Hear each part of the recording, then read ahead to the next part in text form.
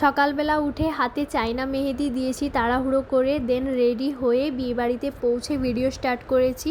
আর আমি পরেছিলাম একটা পিঙ্ক কালারের সারারা। কেমন লাগছে তোমরা অবশ্যই জানাবে। নতুন বউ রেড কালারের লেহেঙ্গা পরছে, খুব সুন্দর লাগছিল। এই যে কান্না করে করে অস্থির হয়ে যাচ্ছে, কত যে কষ্ট হচ্ছে তার মনে।